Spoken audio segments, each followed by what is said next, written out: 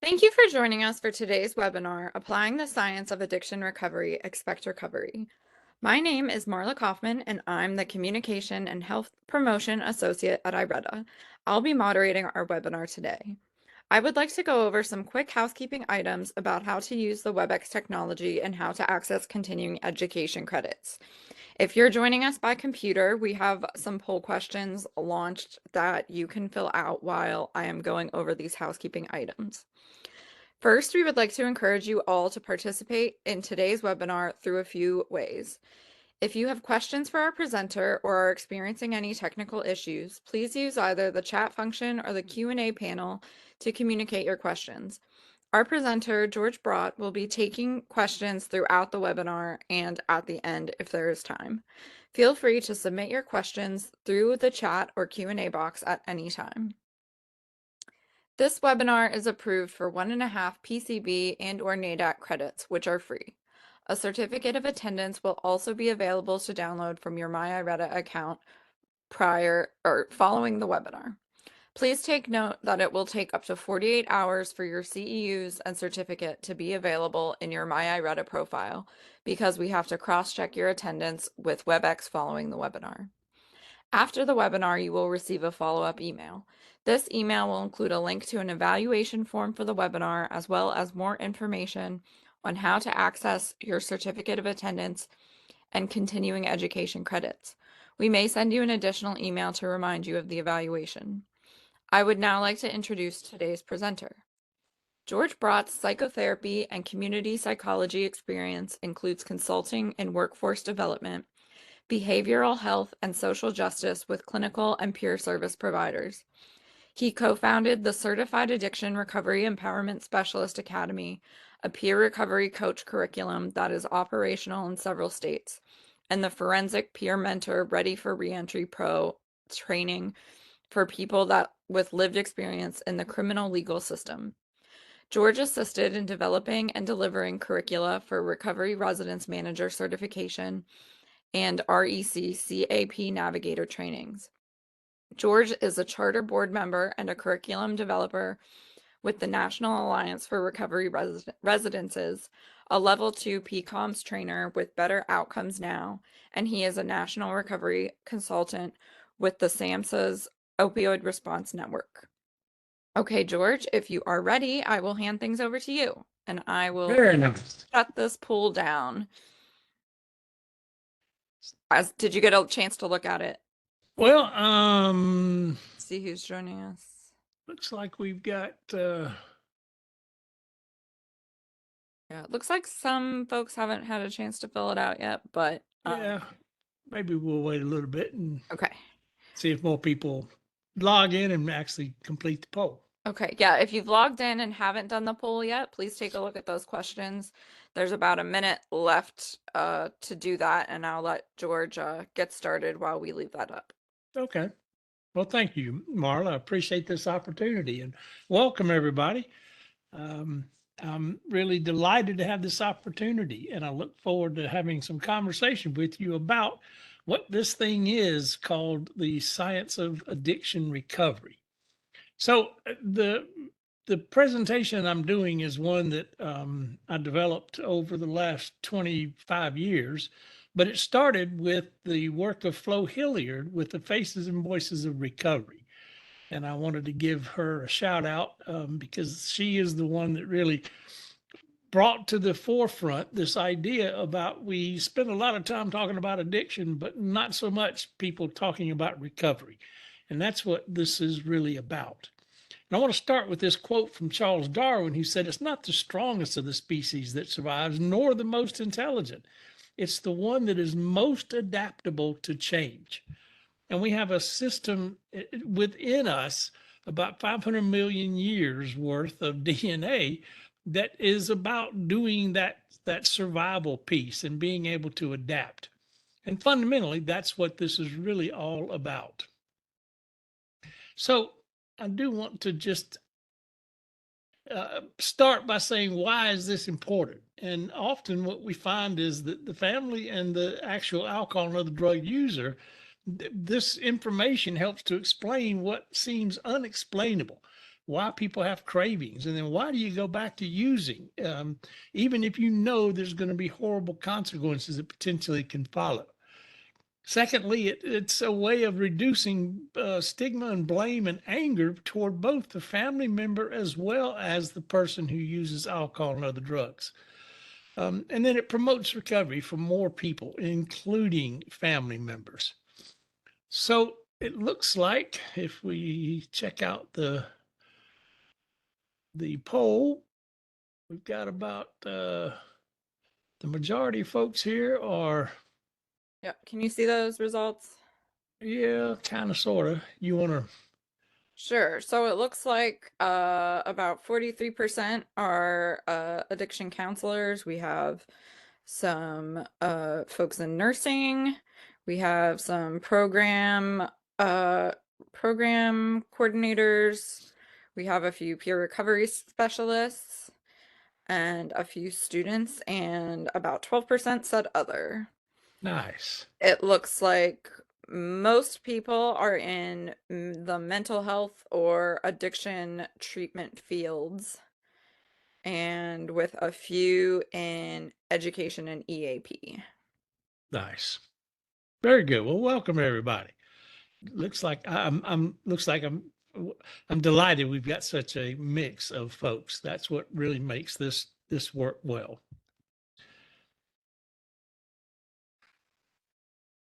So I sent you should have the handout or the journal, I prefer to call it. And the only thing I wanted you to print was the very first page. It probably looks something like this, probably not exactly like that, but close Sorry, enough. George, I wasn't able to send it out to people before the webinar. Oh, I'm okay. sharing it Well, with that's fine. afterwards. I'm sorry. Well, that's all right. I'll say that this is the first and the last page of the journal, of the handout. And if you'll notice, it's got blanks in it. And the idea is, the reason I want people to write the words down that are missing is that we know that is what allows for the processing of information at deeper and deeper levels. If you hear something, that's okay. You know, you're probably going to remember it, maybe not. If you hear it and see it, yeah, you might remember it, but yeah, not so much long term. But if you hear it, see it, and write it down, that increases the likelihood of you remembering it significantly. So the idea is for participants to pay attention to the words that are underlined, particularly in the first 10 or so slides. Contain scenes and language of a frank and explicit nature. Viewer discretion is advised. Well, hopefully it's not going to be anything that's offensive, but in fact, we are going to talk about, well, sex, drugs, and rock and roll. What better topic could we talk about? So what I'd like for you to be able to do after we finish this is to explain alcohol and other drug intoxication, withdrawal, tolerance, craving, and recovery based on changes that occur in the brain/body, which I consider to be the mind, and the social setting. And then secondly, list at least 5 pathways for recovery that are available in our community. And then thirdly, compare the recovery rates for addiction and other chronic illnesses.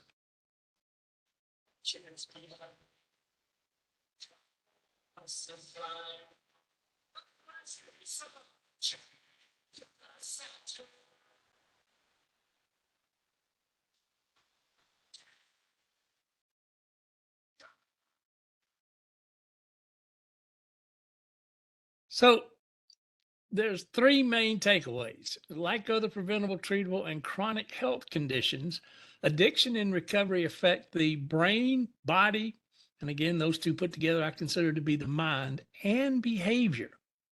And then secondly, recovery requires daily and sustained engagement and connections.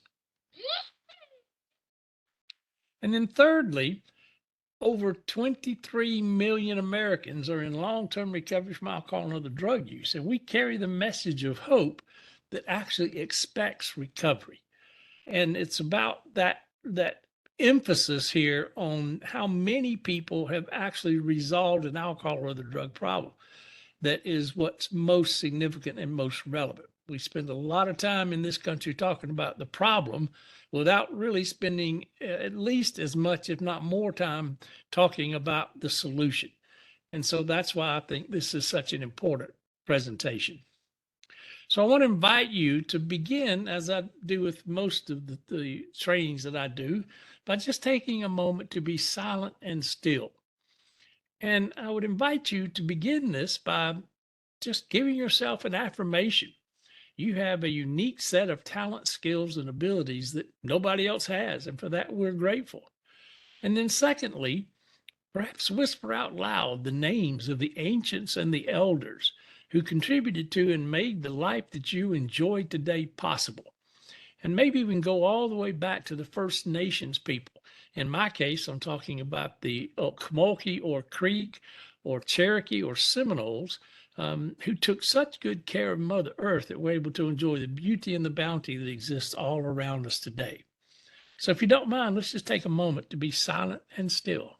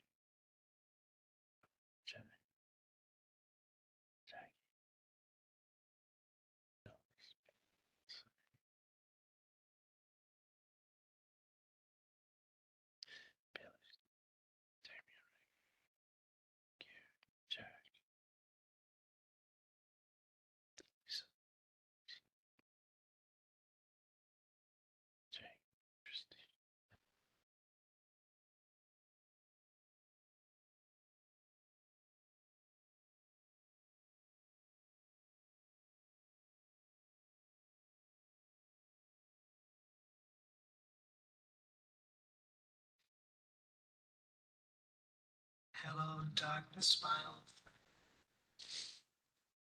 I've come to talk with you again. 'Cause a vision softly creeping left its seeds while I was sleeping. And the vision that was planted in my still remains in the sound of silence. Thank you. Don't know what came up for you. I just suspect something did. It always does for me.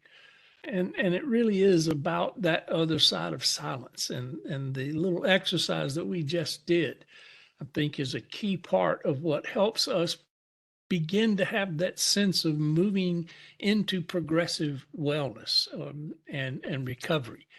And some people are better able to do it than others, but it's tapping into that wisdom that exists. And so you might have heard in the background there the chirps and whirls and gurgles that are the sounds that the Northern Pacific blue whale makes. And what's interesting about that is that scientists have recorded these animals communicating with one another literally on opposite sides of the ocean. So I think that's a perfect metaphor for recovery because there are people constantly sending out those signals of things aren't right, or I could use some help, or I could use some assistance. And then there are three kinds of people. There are those who, A, don't hear those signals for whatever reason. And then there's B, those people who hear it and they say, yeah, no, you don't deserve a second, third, or 10th chance. And then ideally, there are those of us who not only hear it, but we're able to engage with those folks in a way that creates this mutually beneficial and mutually challenging relationship.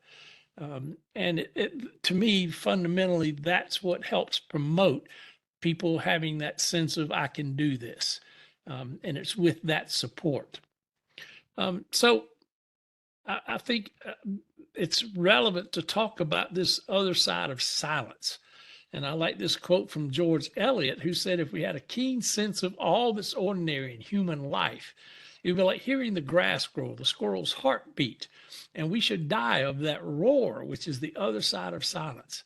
Now, I don't think she meant die as in pass away, but become so familiar with it that we're able to tap into it and tap into that wisdom in a way that really does facilitate our sense of getting better and being able to live a life that has value and meaning.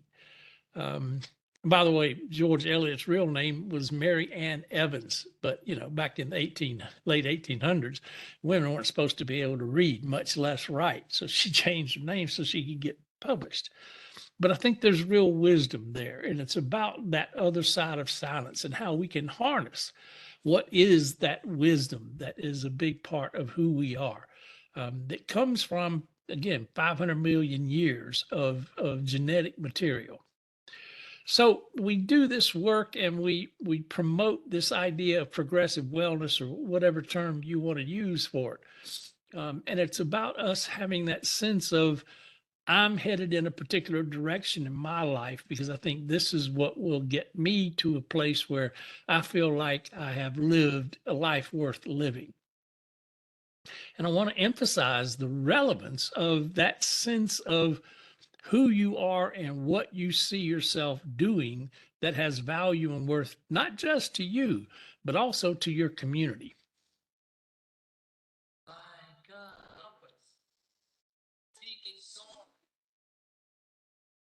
There lives a myth, still sure, spirits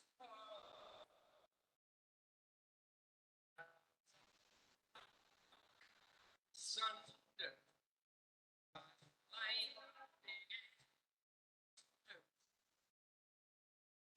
shining,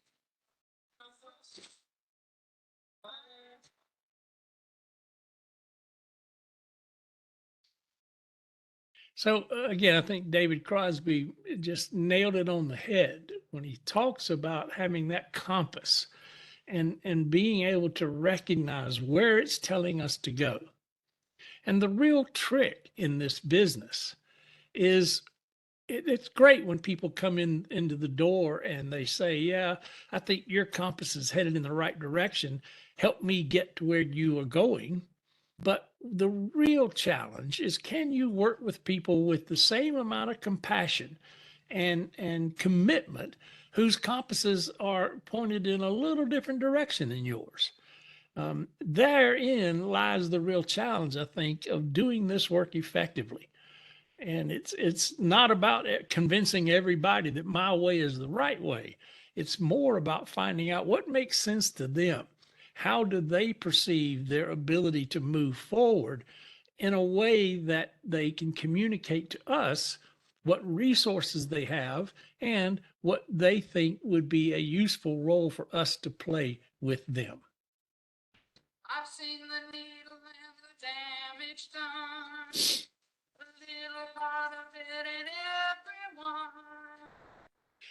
Okay, well, so we kind of already gone over a lot of this, but that's a picture of me from last week. Yeah, I know. Stop laughing.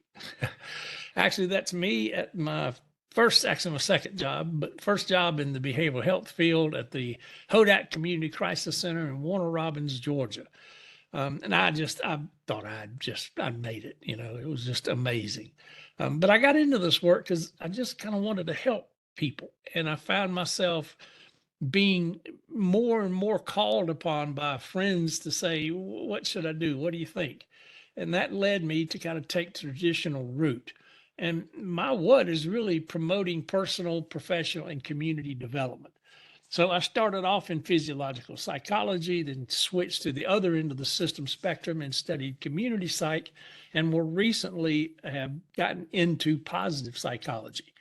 And so it's the accumulation of over 35 years of experience so far that included 27 years in the carceral system in Georgia, in particular with the State Board of Pardons and Paroles. And it's not as an officer, it would not be a good idea to give me a gun, but as a counselor and as a counseling director and as a research director. And so I realized that there was a lot of resources for people who weren't yet or who were early in recovery. And I thought, well, I wonder if I get in the boat and go downstream, what's available for people who have, say, 5, 10, 15, 20 years of recovery. And that's when I discovered there wasn't very much. And that led me to develop as a co-founder of the Certified Addiction Recovery Empowerment Specialist, or CARES Academy. And then subsequent to that, also developed a Forensic Peer Mentor Ready4ReentryPro training. And so it's about how we engage people using their lived experience as a key foundation for providing support for others. And it's quite a different approach. And as a licensed professional counselor, I often have to start off my interactions with these folks by saying, hopefully you won't hold that against me as we move forward, because people have had such negative experiences, and our culture and the system that we're a part of really has some barriers that prevent people from being able to access services that make sense to them. So anyway, that's a big part of what my background is about. Sing the song because I love the man. I know that some of you don't understand. Bill, to keep from running out. I've seen the needle and the damage done. A little part of it in everyone. So again, I think Neil Young just nailed it. And this was actually the basis of my very first professional training at the Southern Society for Philosophy and Psychology. And it's about his insight into really what is going on.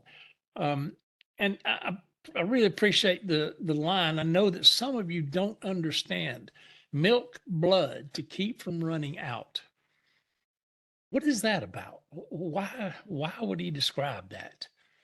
Well, Neil Young wrote this song in 1969 because he had two band members. One was a guitarist and the other was a roadie who died from overdoses.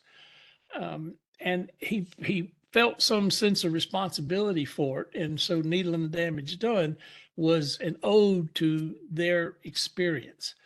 And what he's talking about there is, for those of you who never used IV drugs before, you don't just stick the needle in your arm, push the plunger in, and you're off to the races. You push the needle into the arm, you pull back on the plunger to make sure you're in the vein. You milk blood to keep from running out. And if you've got the needle in the vein, then you push the plunger in. And see, at the heart of this is this idea that somebody had to teach you how to use alcohol and other drugs. You weren't born knowing how to roll a joint or how to smoke crack or whatever the particular substances. How many of you actually enjoyed the taste of alcohol the first time you drank it?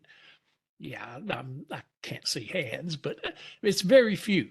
And so it's about the fact that these things happen within a social context.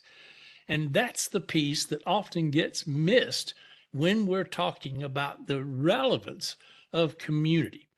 And I think, again, Neil Young just hit it out of the park with this.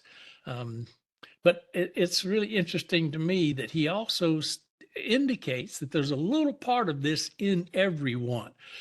I don't know about you, but when I was in school, I was told, those people, they're different from us. They've got different DNA. And what we're finding out is that that's not necessarily the best explanation.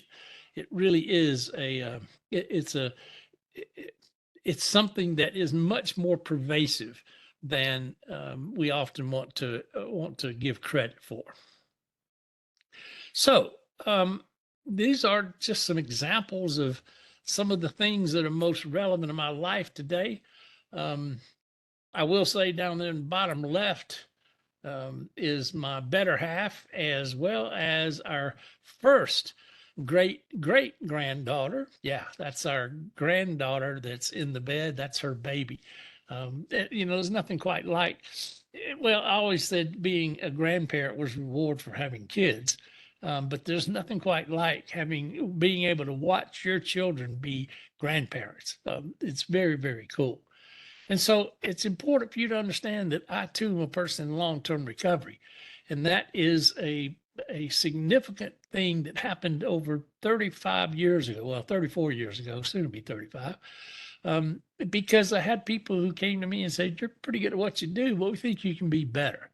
And that led me to make the decision to stop using alcohol and other drugs. And it's about being able to really focus in on what I wanted to do. And my life and career took off on trajectories that I didn't even expect. And so it's a tribute to the quality of the community that's around me that I'm able to do what I do today. And for that, I am extremely grateful. I know it's one of the luckiest man. You're the luckiest man. Yeah, I am.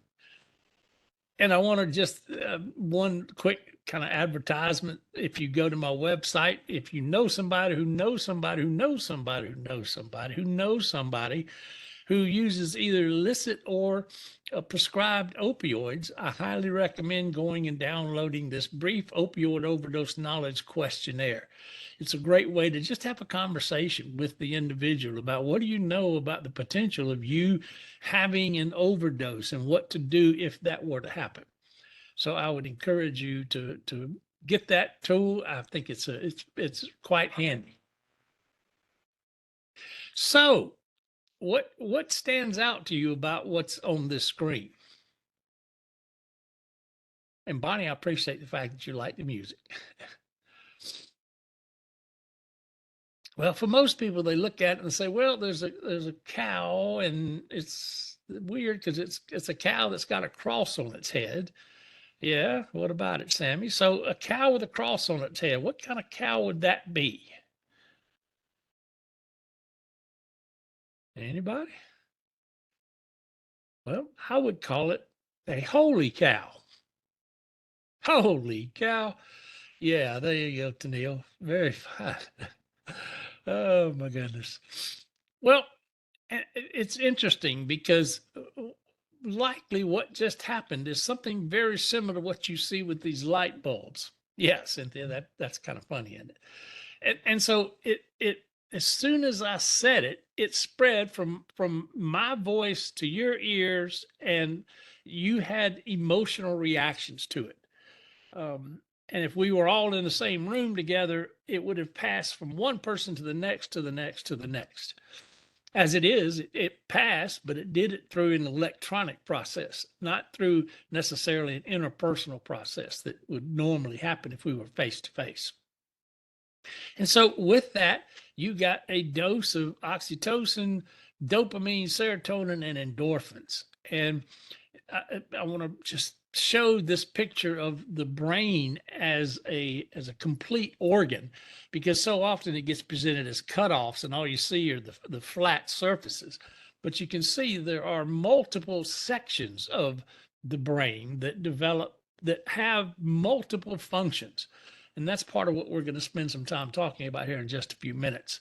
But the way they communicate is through a tiny gap, or is between neurons, and those neurons don't actually touch. There is a tiny gap called a synapse between them, and that's where the neurotransmitters are actually released. So there is something that happens as a result of that, and it kind of works like a light switch. Either the light switch is turned on and it causes that next neuron to fire, or the light switch goes off and it inhibits the firing of that next neuron.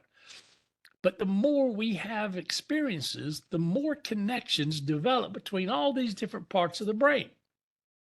And this is obviously what's called neuroplasticity. And so as we have experiences, these connections among the billions of neurons that exist are what allow us to have this sense of who we are and to be able to remember the things that are relevant to us. I'm guessing all I have to do now is you have a connection that you didn't have at noon. And all I have to do now is say something like "holy cow" and an image pops into your mind. And that's because you made some new connections between the different parts of your brain that are responsible for processing auditory information and storing visual information. And by the way, there are more than one cows on the screen. But that's the way our nervous system works. It filters out what is not relevant in the immediate moment because we simply can't pay attention to the many thousands of bits of data that are constantly coming into our nervous system. So I just want to highlight the fact that it's not just the brain that I'm talking about, but it's the brain and its connection to the entire body. And it's that connection that allows us to connect with other people. So you've got the individual connections within ourselves, but then we've got the external connections that are just as relevant and in some cases more relevant.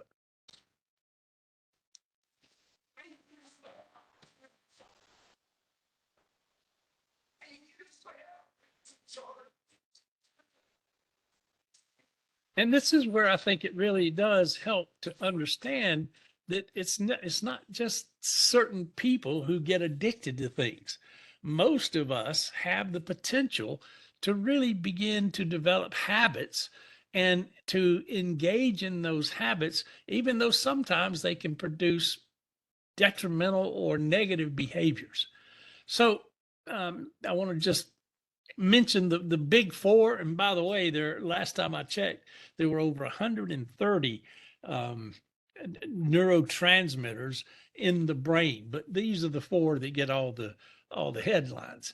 I do want to suggest one change. Instead of oxytocin being the love hormone, I think it's much more relevant to call it the connection hormone. Because it's also the hormone that is used if you are pregnant and they want to cause your pregnancy to begin or your delivery to begin, they'll give you oxytocin, and that's what weakens the pelvic muscles and begins the process of pushing the baby out. And it's also what causes the milk to come into the breasts. And by the way, males also have a similar sort of reaction, obviously not opening of the pelvis or the milk, but there is that sense of being connected. So it's not just females is the point I wanted to make. But you can see here how the sorts of things that we can do in order to produce that sense of feeling good, of feeling happy. And probably the most important element on this whole chart is that getting enough sleep. Sleep in and of itself is probably the most significant thing we can do to improve our health and well-being. And for whatever reason in our culture, we've kind of given it, we've put it in second or third place. And I think that's contributing to some of the challenges that we're experiencing today. So I want to talk about the problem and 3 solutions. We have a problem. And that problem is that addiction is a chronic health condition that involves brain, body, or mind, and social circuitry for reward, memory, and motivation. There have been a significant increase in overdose deaths in the United States. We had about 107,000 people in the United States who died from overdoses. And it's even more interesting, we've had more than that, 178,000 who die from alcohol use. And so again, it's not just that we're talking about drugs here. Alcohol, I would suggest, is as significant as any drug that is showing up. But fentanyl certainly has increased the likelihood of people having overdoses. Well, in Georgia, we've had 2,600 overdoses, about 7 per day. People die, and that's a huge problem.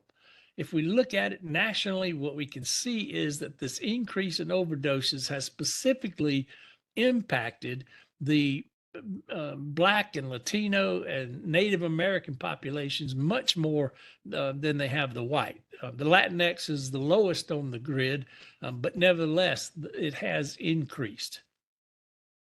So solution A is to learn how to reverse opioid overdoses with naloxone. And again, that's something that's fairly easy to do.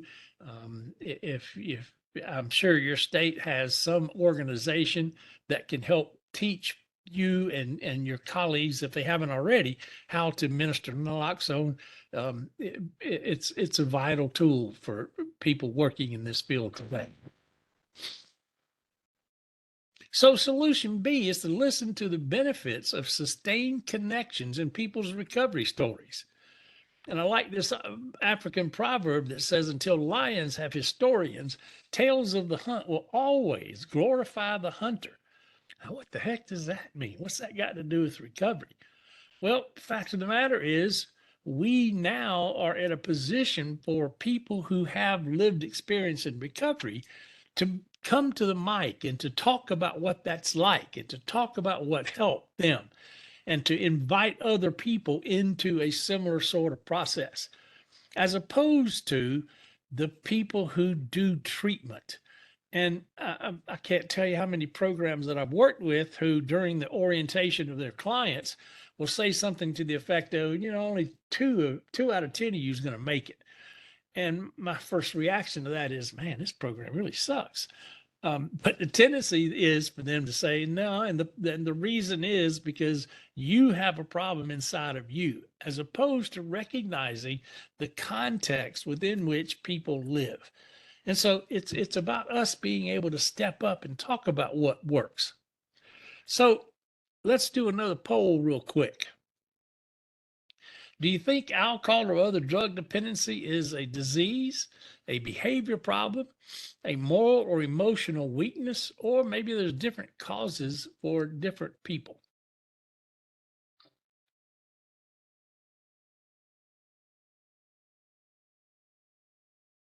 Yeah, about 5 more seconds.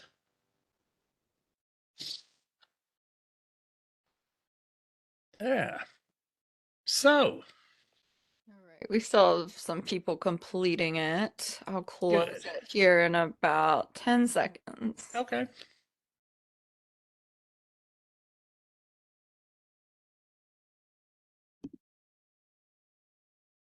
Interesting.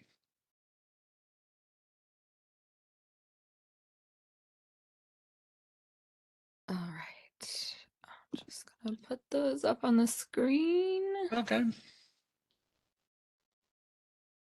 So the highest percentage say it's a disease, followed by there's different causes and different cures for different people. And the right answer is yes. In other words, I think we've moved beyond this thing of you have to agree with me with how I explain it. And we've had, I don't know, 50 years of it's a disease because we think that's better than saying it's a moral or emotional weakness. But the fact of the matter is, it doesn't matter.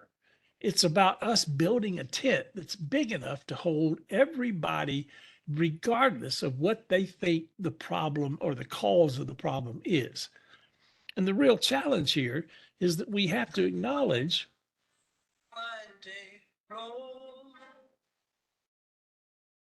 the real challenge is that there are different attitudes about it. And so, Michelle, the answer is all of them. It's not one of them, it's all of them. Because you're going to run into people who think it's a disease and other people who say, no, it's a behavior problem. Or others who say it's a moral or emotional weakness. And then there'll be those who say, well, there's different causes for different people. And the idea is to be able to work with every one of those worldviews, and more than that, actually. But we're kind of past the point of saying, no, you gotta step in and say, you agree with me that it's a disease.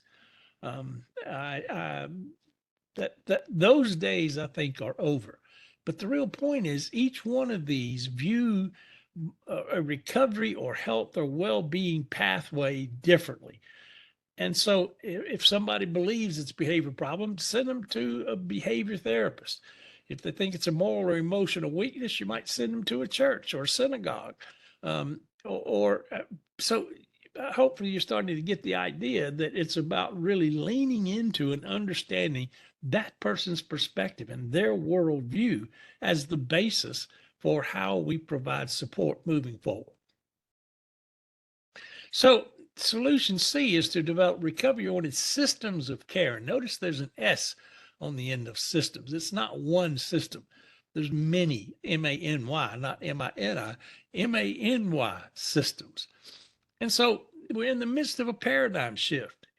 We're actually learning how to enhance acute care with chronic peer support and social model programs.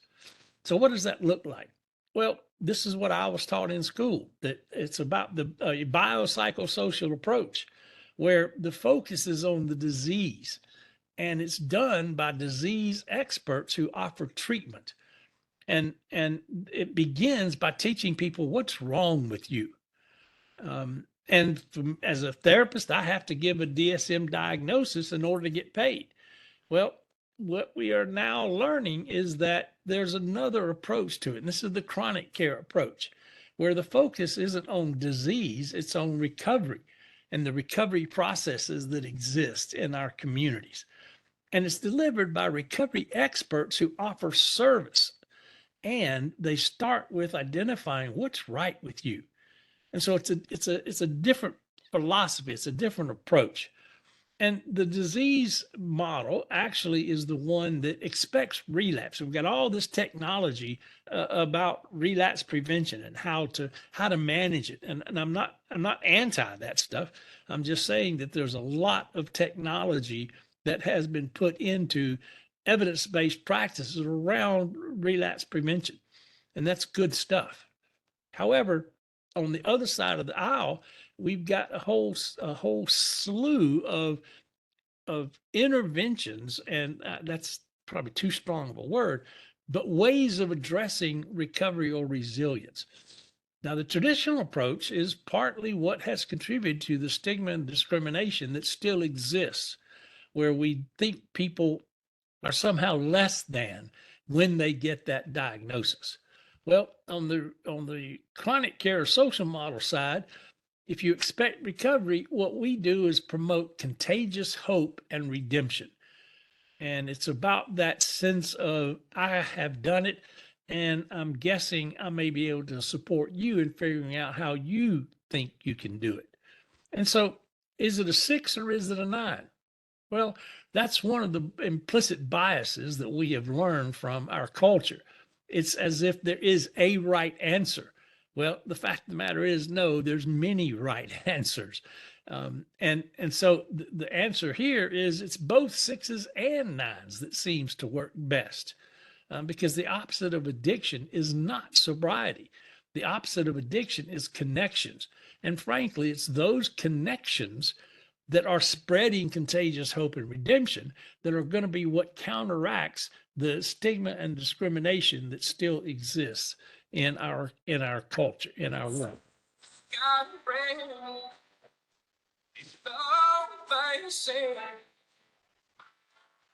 So I love this quote from Thomasina Borkman, who says, "You alone can do recovery, but you can't do it alone." She is the grandmother, if you will, of the social model of recovery. And it's about that ability of people with lived experience to provide significant service to people who are seeking to have a more fulfilling and better life. And it really is about those connections that to the community that's of value to the individual that's most significant. And by the way, if you're interested in learning more about this social model, Dr. Borkman will be doing the second piece of a two-part webinar for the National Alliance for Recovery Residences. That's naronline.org next month. And I would invite you to join us there because she is a wealth of knowledge about this. So I also like this African proverb that says, to travel fast, go alone, but to travel far, go with many. And again, that's M-A-N-Y, not M-I-N-I. So what's this recovery process look like? Well, the $1 million question that's often asked is, Why do some people become addicted while others don't? I think a much more relevant question for today is, why do some people get into recovery where others don't? So, next poll question. Based on research, what percentage of people who reach 2 years of recovery do not return to alcohol or the drug use within the next 12 months?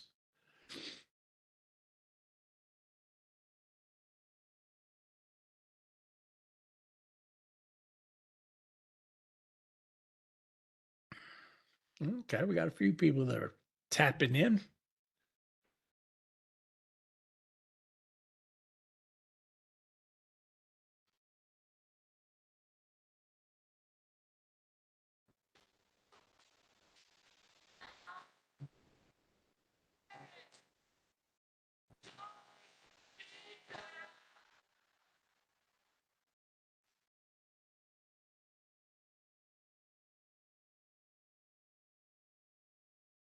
Looks like we got about half the folks who've tapped into the poll.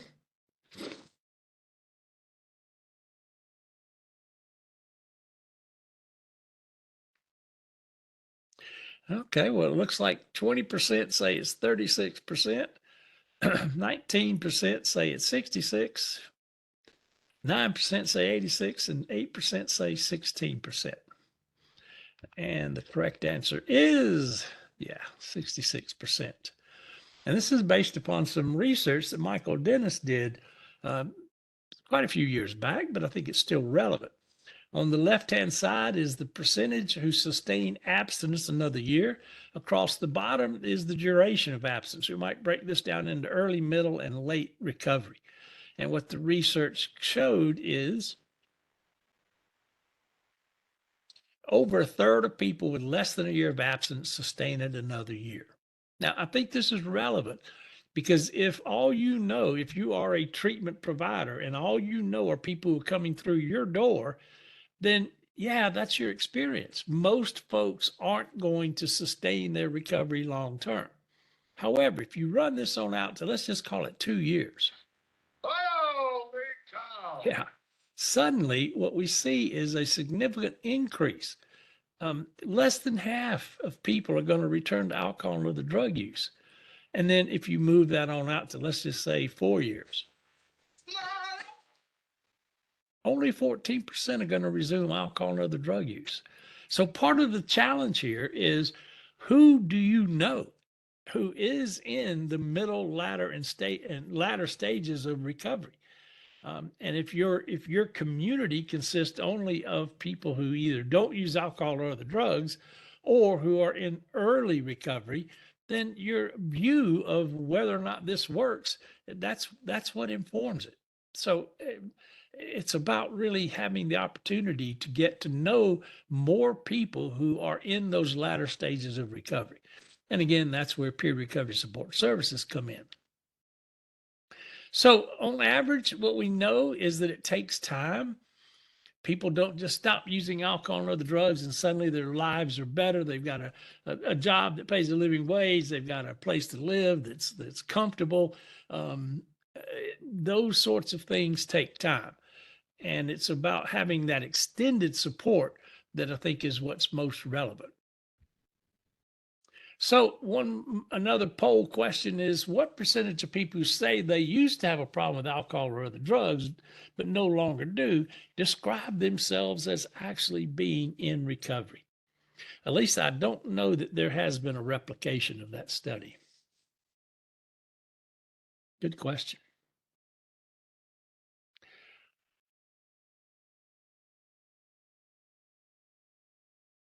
Oh, I guess we don't have this as a poll question. Oh, I do. Hold on a sec. Which one is this? Oh, what percentage of people who say they used to have a problem with alcohol or other drugs but no longer do describes themselves as in recovery? Oh, I actually did not get this one. Okay. Well, that's all right. This is my final. So the People answer can is, reply in the chat if they want. yeah, there you go. So the correct answer is 46%. And so this is a study done by John Kelly. You probably are familiar with his work. where they actually did a survey and basically said, did you used to have a problem with alcohol and drugs but no longer do? It's a very person-centered definition. And they got over 2,000 responses. And what they discovered was that 46% self-identified as being in recovery. Now, I think that's relevant because not everybody's going to use that big R to describe themselves, this thing called recovery, particularly people who have behavioral health diagnoses other than alcohol and other drug dependence. They don't describe themselves as being in recovery. And part of that, I think, is simply because of the stigma and discrimination that comes along with it. But I think it's also relevant that in John's research, the part of what's most startling is that just over half use some sort of assisted pathway, meaning half or almost half didn't get outside assistance. They were able to actually get into stop using the alcohol and other drugs or reduce it to a non-harmful level without you going to treatment, without going to sober housing, without other sorts of assistance. And I think that's radical for today's times. Gazelle, if you go to www.naronline.org, you should see the link for registering for the I can't think of what it's called now for the monthly webinar that NAR does. But Dr. Borkman did this month's and next month's, so you'll see where you can register for those webinars. Wait just a darn minute. Excuse me for talking ugly. So for many people, it is talking ugly when you talk about the fact that there are more than one way to do this thing we call recovery. And part of the challenge is to uncover what are the menu of local options that are available in your community.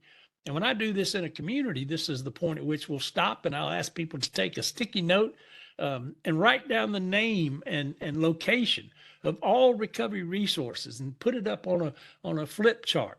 So that what we wind up with after the session is this listing of all the recovery pathways and the resources that are available in the community.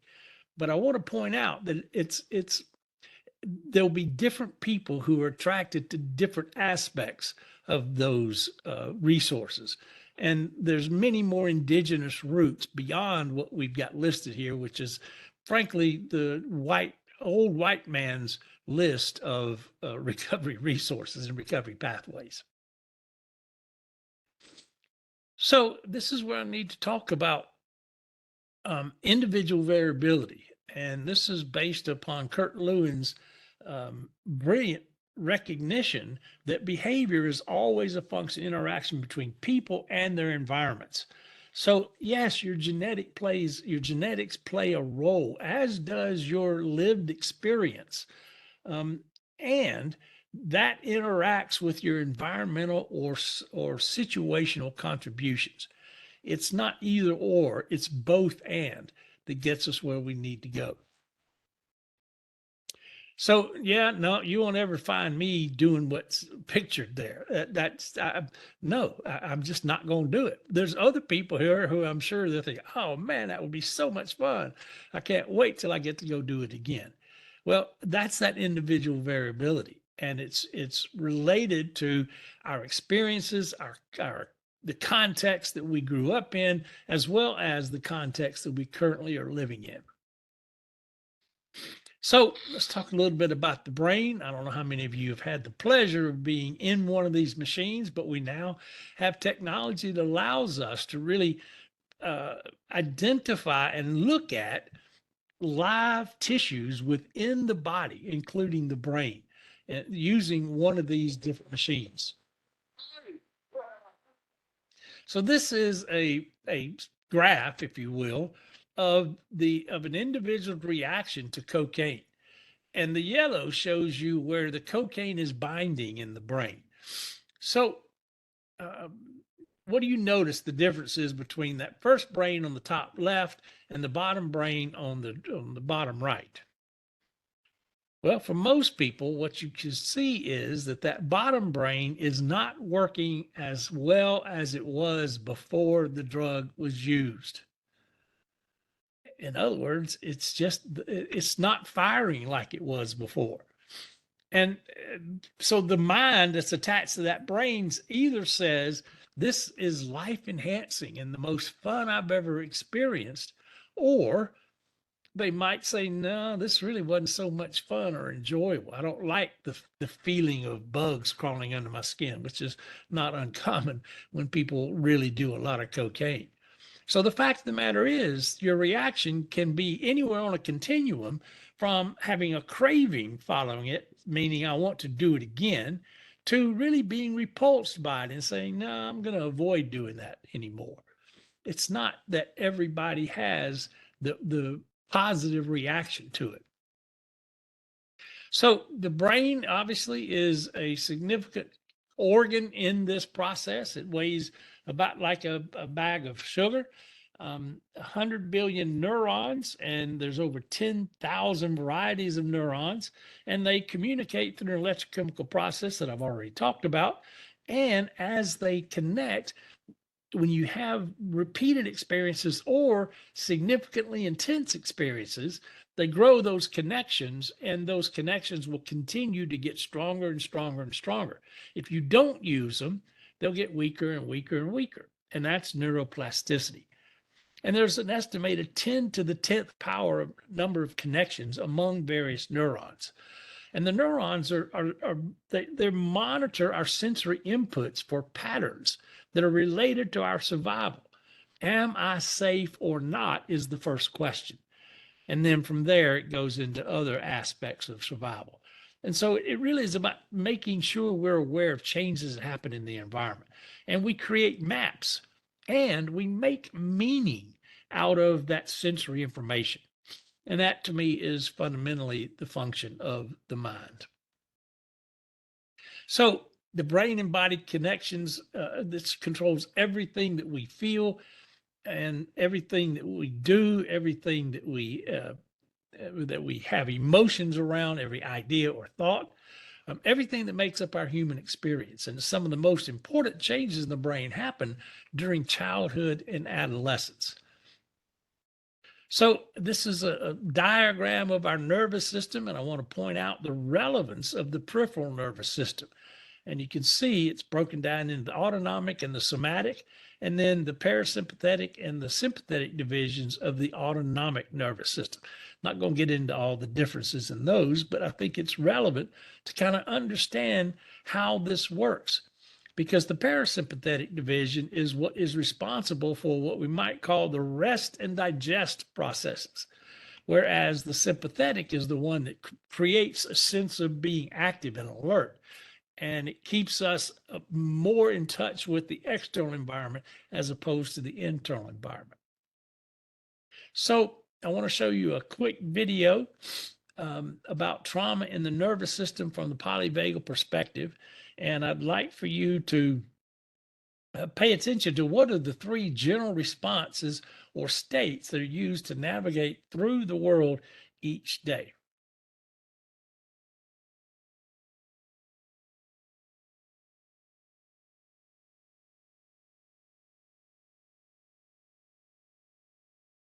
Over half of us have a chronic disorder such as high blood pressure or autoimmune disease. Rates of anxiety, depression, PTSD, and addiction are skyrocketing. Why? Roots of these issues and more can often be traced to trauma, adverse childhood experiences, chronic stress, and ultimately, nervous system dysregulation. Meet your autonomic nervous system. Let's call it ANS. ANS takes care of a lot of your automatic functions, like your heartbeat, digestion, and body temperature. ANS also manages your survival and stress response, working to keep you alive when your life is in danger. ANS functions as our built-in detection system, constantly scanning our environment for cues of safety and cues of danger. As Anne scans the environment, it has three general responses or states. Safe. Feel calm, relaxed, and connected to those around you. Mobilize. When Anne's detects danger, it sends a command and your heart rate and breathing increase.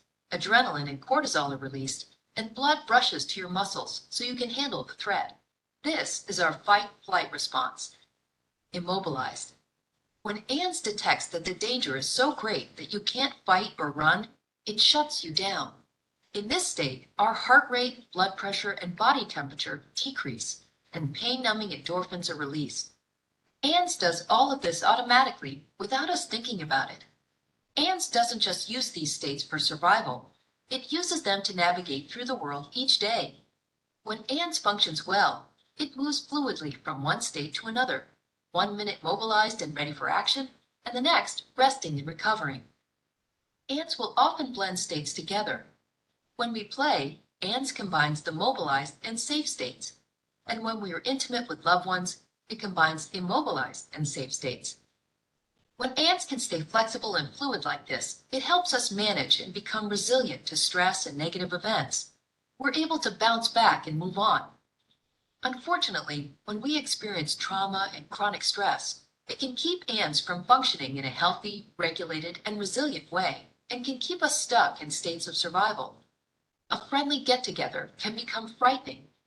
A simple meeting at work can become threatening. For those with a history of trauma and chronic stress, the Anne's detection system often becomes faulty, constantly signaling danger even when we are safe. It's like Anne's is an alarm system, constantly signaling fire even when there's no smoke and no flames. Consistently living in these survival states can be debilitating, and we often develop adaptive strategies like using drugs, alcohol, food, work, or sex in an attempt to bring regulation and temporary relief. Understanding how trauma impacts us is critically important. There is a whole spectrum of experiences that can be traumatizing and adversely impact Anne's, like accidents, assaults, and natural disasters, which are often called shock traumas. There is also developmental or relational trauma, when we experience chronic adversity, abuse, neglect, and lack of safety while growing up. Many other experiences can be traumatizing, including chronic stress, medical procedures, and adverse community environments like poverty, discrimination, and violence. Additionally, new research in epigenetics shows us that trauma can get passed down genetically at least 3 generations. In the past, we've thought about trauma as events that happen to us. We now know that trauma is an experience, not an event. It's what happens inside of us as a result of what happens to us. It's our response to the event rather than the event itself. Over 20 years ago, Kaiser and the CDC launched a groundbreaking study of over 17,000 patients that showed a direct link between adverse childhood experiences, or ACEs, and long-term health and wellness. In the study, 2/3 of participants reported at least one ACE. Over 20% reported 3 or more. When participants reported 4 or more ACEs, this corresponded to an increased chance for heart disease, cancer, drug abuse, and more. With 6 or more ACEs, life expectancy decreases by almost 20 years. We are learning that many physical and emotional symptoms may emerge from a chronically dysregulated ANS. When ANS gets stuck in survival states, our biology shifts its focus from the tasks that keep us healthy, happy, and thriving to surviving the immediate perceived threat. Many conditions and symptoms that are chronic and difficult to diagnose and treat can be attributed to a dysfunctional ANS. Our childhood experiences can also keep us from connecting with others. This is vitally important because as children, our #1 survival priority is to attach to caregivers. When the people responsible for our safety aren't safe, and we are living in chronic states of unsafety, ANS doesn't get wired right. The part of ANS that judges what is safe and what is not becomes faulty. If intimacy and connection were unsafe as a child, as adults, we'll often unconsciously reject attempts from friends and partners to connect. Even though intimacy and connection is what we want, ANS feels it's unsafe and won't allow it. Trauma compromises our ability to engage with others, replacing the need for connection with the need for protection. When there has been trauma, hands can no longer differentiate between our unsafe past and our now safe present. Hands can't turn off the need to protect, even though we are now safe. So what can we do when ants becomes dysregulated? How do we recover from trauma and develop a healthy, regulated, resilient nervous system? Fortunately, we can retrain ants to feel safe again. This is best done with the help of others. Each one of us has an ant, and our ant is constantly communicating with and attuning to the states of others. We autonomically mirror the states of those around us. This is called co-regulating. We see it in herd behavior. If one animal senses danger, the entire group becomes more alert, increasing their chances of survival. We're exactly the same. When we're with others who are stressed, angry, or depressed, it makes us feel worse. When we're with others who are calm and happy, it makes us feel better. Connecting with others who are safe, attuned, and present is the best way to restore a healthy ant. For those struggling to recover from the impacts of trauma, there is an emerging field of innovative clinical therapies that have been developed to reestablish safety and regulation to ants. We're also learning that many of the activities we intuitively know make us feel better, like spending time in nature, practicing yoga, dancing, helping others, and more, can help ants become more regulated and resilient. Healing from trauma and finding release from being stuck living in survival states comes as ants becomes regulated, increases its capacity for resilience, and regains its flexibility. It's not about being calm all the time or mobilized all the time. It's about having a flexible and resilient nervous system that can accurately assess safety and danger and respond appropriately. We're truly resilient when we can fluidly move from one state to another. For those living with the impacts of trauma and chronic stress, becoming unstuck is like beginning a new life. For the rest of us, understanding how our nervous system states guide our behavior can help us become happier, healthier, and more empathetic human beings. Collectively, we have an epidemic of social issues that are rooted in trauma. If we can do the work to heal past traumas and build healthy, regulated nervous systems as individuals, families, and communities, we can end the cycles that continue to reinforce our greatest challenges and create a safer, vibrant, and more connected world.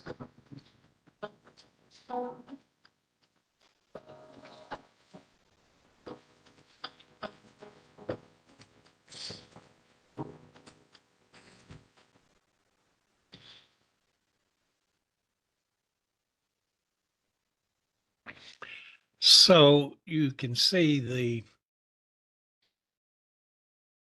link there. It's a YouTube video. That's actually the title. If you just put in trauma in the nervous system, a polyvagal perspective, you can see the video and download it and hopefully make good use of it. So the idea really is about how our nervous system is the grounding for our sense of safety. And the three circuits are a social engagement system, a mobilization system where we experience threat, and it's part of what causes us to react. And then we become immobilized when we feel like there's no other way of resolving the challenge that's facing us. So I'm not going to go into this in any more detail, but I wanted to put this in here because this really shows how we can begin to move from one state to the next. And there's blended states that are also relevant. And so it's not about always being in the parasympathetic system, because frankly, if we did that, many of us would never get out of bed. But it's about being able to shift from one area to the next to the next. And a big part of what allows us to do that, again, are those connections with our community, with other people. You know, immediately when you come into contact with somebody, your nervous system tells you whether or not you are safe with that individual or not. And so that's why I think it's relevant as we talk about recovery, when we talk about providing services, that we acknowledge the relevance of how our centeredness, our sense of well-being really is at the heart, no pun intended, at the heart of what makes us effective or not.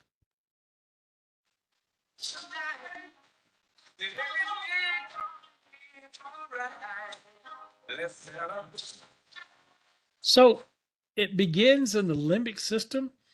All these structures you see here, it really is about the subconscious monitoring of the environment.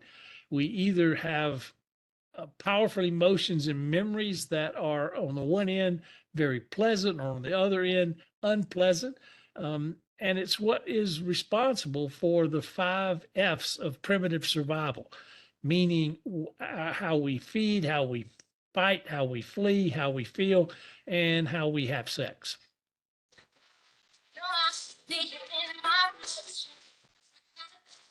That's my kind of dopamine. That's my kind of dopamine. That's my kind of dopamine. That's my kind of dopamine. That's my kind of dopamine. So back to this, but I wanted to point out that what we see with drugs is a unbelievably high level of dopamine being released. So you eat a good piece of cake and it goes from 100 to 150 nanograms per milligram. Have sex and it goes from 100 to 200. Most people think having an orgasm is a bit more pleasurable than eating chocolate cake. And then you've got those people who like to eat while having sex, but we won't go there. So look at what happens when we take drugs. For the amphetamines, it goes up to almost 1,100 nanograms per milligram. It literally is off the chart almost. Cocaine's not as high, nicotine's not as high, and neither is morphine. But what you can see is with morphine, it lasts a significantly longer period of time. And so the other aspect that's important is that oxytocin is another one of those chemicals, neurochemicals, that gets released. And that's the one that is responsible for creating that sense of being connected. So we're genetically wired really with 2 different types of synapses. One is intrapersonal, meaning within us, and the other is interpersonal, meaning between us. And they play off of each other. It's not either or again, it's both and. It's what's relevant here. So how do we adapt to alcohol or the drug use? Well, it changes the way our brain responds. And then it starts or stops neurochemical production to reestablish homeostasis. And in fact, the result is a period of reduced brain functioning before returning to normal. And for many of us, that's what produces that craving, or, oh my gosh, I've got to do something in order to get to feeling better or to get back to normal. Well, the challenge here is that with repeated use, the neurotransmitter and hormone levels begin to boost our sense of emotion, and our body learns that, oh, we're about to use again. Let me go ahead and start the process of getting rid of those drugs that are about to be introduced into the body. So the result is it takes more of the drug to get the desired effect, which clinically is what we refer to as tolerance. So why return to alcohol and other drug use? Well, the key here is to recognize that it's the body and the brain, or the mind, and social system changes that occur over time. And again, time is required to reset that mind, body, and social system function. It's not going to happen overnight. And in fact, it overrides factual memory storage in the hippocampus, as well as logical reasoning in the prefrontal cortex. When we're caught up in that emotion, or in the feeling, and I'm talking body feeling, not just emotion, that's what often will reset behavioral priorities so that we do things that don't make sense. Like returning to alcohol or drug use and knowing I'm going to have to go to my probation officer and have a drug test on Monday, but I think on Friday night I can't get through it without doing something, either drinking or using drugs, or I lie, or I do things that really are illogical. It's because of this kind of overridden state that is being produced by my brain and mind. And then, of course, we also have the environmental elements, those external factors. Some people refer to these as triggers. And so external triggers can include anything from that wrong crowd or the being in certain places, going and participating in celebrations or rituals, and then things like payday and hearing a song or having a dream or seeing a commercial on TV, which trigger that reaction of, oh, that reminds me I'd like to get high. I'd like to be the train, not the sail. Try jumping. Try jumping. Try jumping. And it's hard to be strong when you try jumping. So there are internal triggers as well. And most of you probably are familiar with HALT. The traditional approach is to say, yeah, you start to have that sense of, I need to use again when you're hungry, angry, lonely, or tired. That's the negative side of it. I would suggest that it also comes when we really feel happy, we want to celebrate, or we're aggrandized, people think we're good, or we feel love, or we're tried and tempted. And so it's about being able to manage that is, again, I think, where the role of the other side of silence within us and the connection that we have to all of that experience is vital in being able to step back and do something to manage the unpleasant feelings that come up as a result of this experience.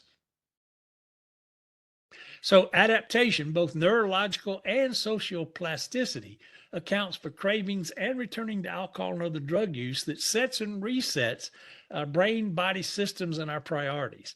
It seems like people are weak-willed, but in fact, it has to do with whether they are able to regulate their nervous systems in a way that is pro-social as opposed to leading them down that pathway towards unhealthy behavior.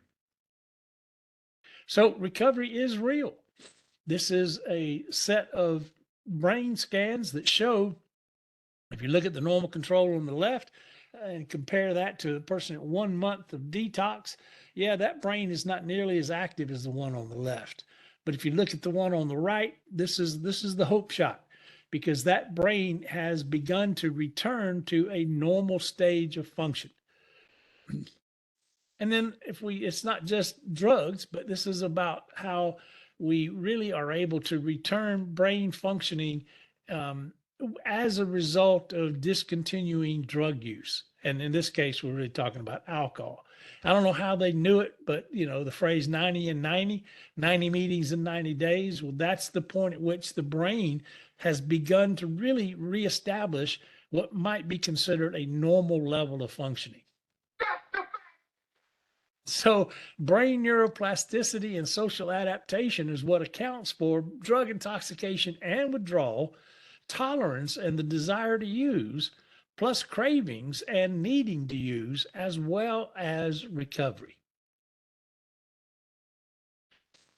So real quickly about recovery capital, one of the things we know is that people have to learn how to build their pro-social and pro-recovery networks.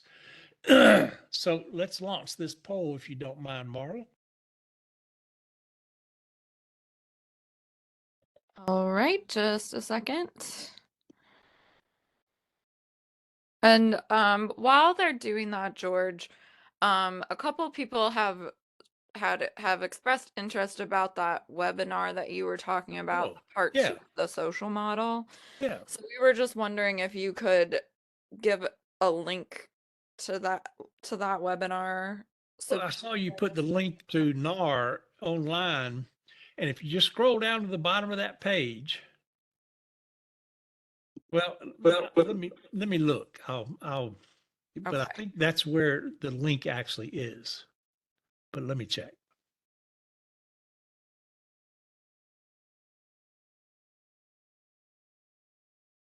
Oh, I never did give nothing to do. that he didn't already have.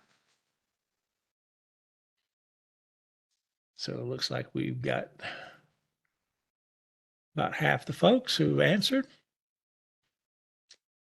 And the correct answer obviously is true.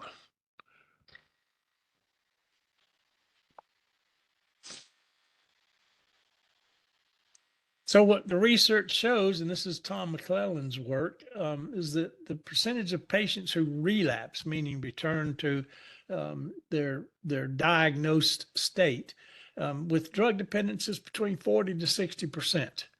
Whereas if you look at type 1 diabetes, it's 30 to 50%. Hypertension is 50 to 70%. And asthma, it's 50 to 70%. I mean, with asthma, if you stop taking the medication, you can't breathe. And yet up to 70% of folks will discontinue. So the point here is that treatment is really, it's as effective as for alcohol or other drug use as it is for other chronic health conditions. But we often don't put it in the context of it being that effective. So the point here is to expect recovery. Our neuroscience research clearly shows that our brain has the ability to change, adapt, and heal, which I would refer to as recovery. And then the two keys are the length of time after drugs are out of the body, and the quality and the quantity of social network connections. And that quantity and quality is a really important point. So recovery takes time. It takes time for us to heal, to replace responses to triggers with post-social alternatives, and then learn new ways of experiencing pleasure and having fun. And fundamentally, for me, if I'm not having fun, I'm not in recovery. So it's not just about sitting in meetings and doing the sorts of things that are really dictated as part of the treatment process. It's about having a life where I can have pleasurable experiences. So we rewire our brain and our body through sustained and active engagement in recovery communities. We focus on using strengths and talents and skills and celebrating progressive wellness in each of those domains. And in your handout, the last page of it is a recovery bill of rights. I'm not going to go through this, but I would encourage you to read it and maybe even incorporate it in your orientation for those of you who are clinicians and are working with people who have alcohol or the drug use. So what would you say is the opposite of addiction? Abstinence, connections, faith, fun, or hope? And I see Marla has launched the PowerPoint.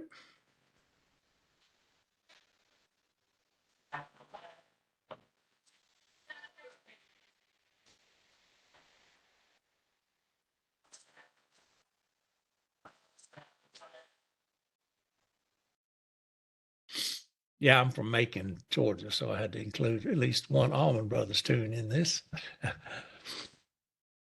All right, well, it looks like we've got just over half participants. And of course, yeah, 35% of you absolutely got the right answer. The opposite of addiction is connections. Thank you. Appreciate y'all doing that. Oh, it'll never die. It's more to the picture than meets the eye.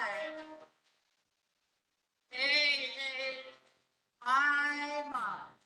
So it is about recovery capital, and acknowledging the value of connections and how to make them and sustain them and build the importance of those over time is really significant.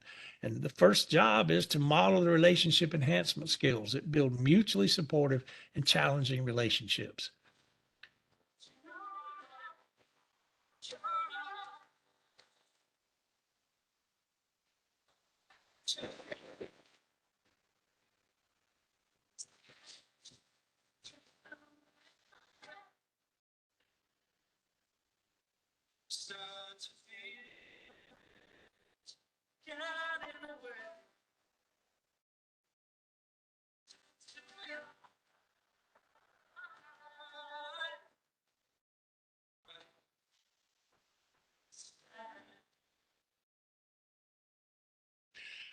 So any comments, questions, anything that we've got a few minutes left, I guess.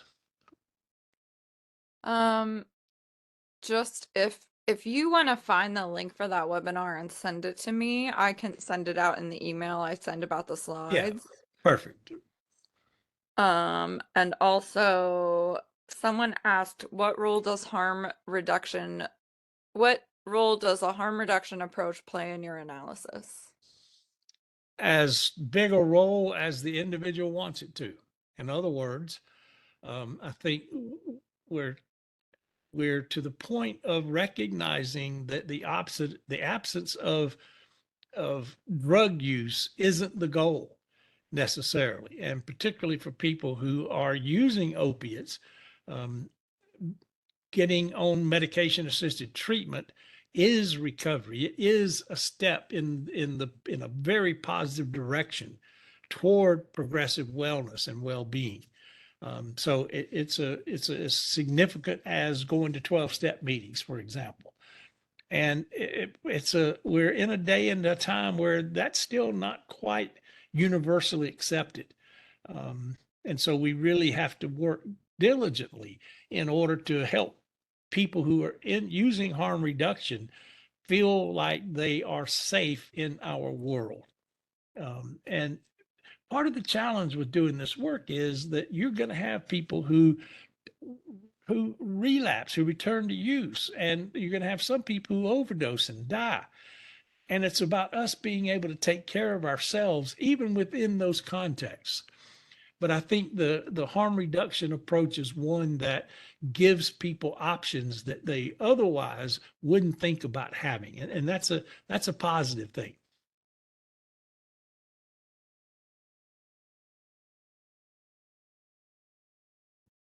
All right. Well, lots of people thanking you, lots of positive remarks. Good. Just because people are continuing to ask, the slides will be sent out through email and they'll be available on our website within the next week along with the recording for the webinar.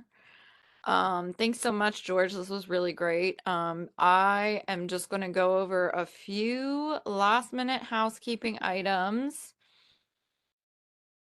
Yes, I'm going to go over CEUs. They'll be available on the website within 48 hours. Please don't try to check now because as soon as we get off, your CEUs won't be available for a day or two. All right.